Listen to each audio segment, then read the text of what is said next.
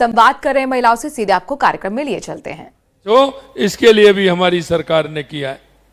हम देवनारायण योजना में, कालीबाई योजना में स्कूटी वितरण करने का काम भी करते हैं। हमने हमारी माता बहनें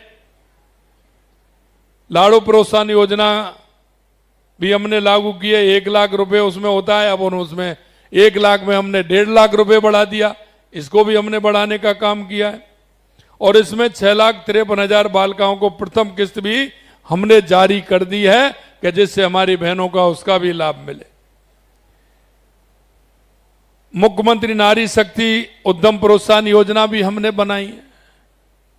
आप देख रहे हैं, हमने राजस्थान में जब हमारी सरकार आई थी तो किस तरह से हमारे बहनों और भाइयों के साथ कुठाराघात होता था। पेपर लीक होते थे कि नहीं होते थे? कितनी बड़ी संख्या में पेपर लीक होते थे, बड़ी परेशानी होती थी। हमारी बेटियां मेहनत करती थी, पेपर लीक हो जाते थे। अब आप बताइए, 2.5 साल के अंदर एक भी पेपर लीक हुआ क्या? एक भी पेपर लीक हुआ क्या 2.5 साल के अंदर? तो मैं यही आपसे कहना चाहता हूं। हमने ये भी कहा कि हम 4 लाख नौकरी देंगे। हमने 1,25,000 नियुक्ति पत्र दे दिए, 1,35,000 प्रक्रिया देने और 1.25 लाख का हमने कैलेंडर निकाल दिया कि आप मेहनत करिए, पढ़िए, हमारी सरकार आपको नौकरी देने के लिए पूरी तरह से तैयार है। लेकिन इसमें मैं एक बात जरूर आपसे पूछना चाहूंगा, नौकरी लेने वाला मिलना चाहिए कि नौकरी देने वाला बनना चाहिए? हैं? अब आप में से बताइए, देने वाले कितने बनना चाहते हैं और लेने वाले कितना बनना चाहते हैं? नौकरी लेने वाले। अरे बताओ ना, ऐसे थोड़ी कह रहा हूं मैं, तो ये कह रहा हूं नौकरी लेने वाले और नौकरी देने वाले। मैं आपको 2 बातें इसलिए कह रहा हूं मैं, आप मेहनत करिए, पढ़िए। हमारी सरकार लगातार वैकेंसी निकाल रही है आपको। आप क्या बनना चाहते हैं? हर मां बाप के मन में एक सपना होता है और हर बालक और बालिका के मन में सपना होता है, क्योंकि जिज्ञासा आपकी शुरू से बढ़ जाती है। बड़ी बहन आती है, रिश्तेदार आते हैं, माताजी पूछते हैं पिताजी, अच्छा आप बड़े होके क्या बनोगे?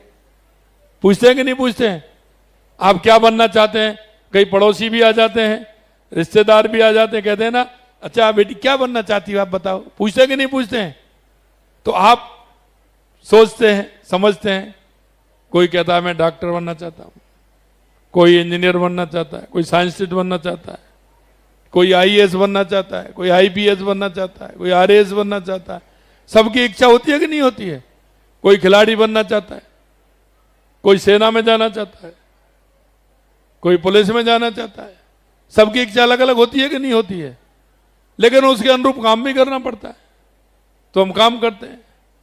तो इसलिए मैंने कहा है कि आपकी रुचि किसमें है, आप क्या बनना चाहते हैं, यह आपको तय करना है।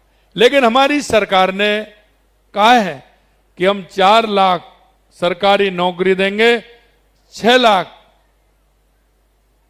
रोजगार हम प्राइवेट में आपको सृजित कराएंगे, 10 लाख रोजगार देने का हमने वायदा किया है। और आप देख रहे हैं 1.25 लाख सरकारी दे दिए, 3 लाख प्राइवेट में जॉब हमने दे दिए हैं। लेकिन उसके बावजूद मैं एक काम और कहना चाहता हूं। आपने पहली साल देखा हमने राजस्थान किया, जिसमें 35 लाख करोड़ के एमओयू हुए, 9 लाख करोड़ रुपए के उद्योग हमारी जमीन पर राजस्थान में लगभग आ गए हमारे। उसमें छोटे उद्योग लगाने के लिए हमें आवश्यकता है, छोटे उद्योग लगे। उसके लिए हमने हमारी बहनों के लिए, हमारे भाइयों के लिए हमने युवा नीति लेकर के हम आए। और वो युवा नीति हम ये लेकर के आए कि वो रोजगार लेने वाले के साथ साथ रोजगार देने वाले भी बने। तो उसमें आप अपना कोई भी उद्योग लगाना चाहते हैं। एक मेरे को जोधपुर की बेटी मिली थी, तो मैं जोधपुर, हमारा एक कार्यक्रम था, मैं उसमें गया था। लघु उद्योग भारती के तत्वाधान में वो कार्यक्रम हुआ था। तो मैं जब उद्योग मेला में जब मैं गया तो एक 21 साल की 22 साल की बेटी मेरे को मिली। उन्होंने कहा था मैंने मेरा काम प्रारंभ किया है, 5 साल मेरे को हो गए और मैं लगातार इस काम को करें। वो कॉफी बना करके कॉफी उनकी यूनिट चलाई है उसने कहा कि साहब मैंने प्रारंभ किया था 10-15 हजार से और आज मेरा जो टर्नओवर है वो लगभग 6 करोड़ रुपए का है। एक 21 साल 22 साल की बेटी का टर्नओवर 6 करोड़ रुपए का हो तो ये बहुत बड़ी बात है। मैं आपसे इसलिए कहना चाहता हूं कि हम हमारा हुनर हम स्वयं चुने, हम देखें, और उसके लिए मैंने सरकार के द्वारा युवा नीति के माध्यम से 50 लाख रुपए से लेकर के 1 करोड़ रुपए का लोन देने का बिना ब्याज का हमने हमारी युवा नीति में प्रावधान किया है। ये आपके हौसलों को पंख देने का काम हमने किया है,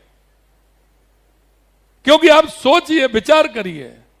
और मुझे पता है कि अगर हम किसी के पास परिवार में भी अगर पैसे मांगने जाते हैं, मेरा 20-22 साल 25 साल का मेरा युवा या युवती कोई भी हो, अगर परिवार में कहेगा कि मेरे को 20 लाख रुपए चाहिए, 15 लाख रुपए चाहिए, 25 लाख रुपए चाहिए, तो घर वाले ही सबसे पहले, माता पिता भी सोचेंगे पता नहीं क्या होगा क्या नहीं होगा, इनके बाद तो बेटी दूसरी भी है, उसको पढ़ाना भी है, शादी करनी है, बेटा भी है, वो सोचेगा।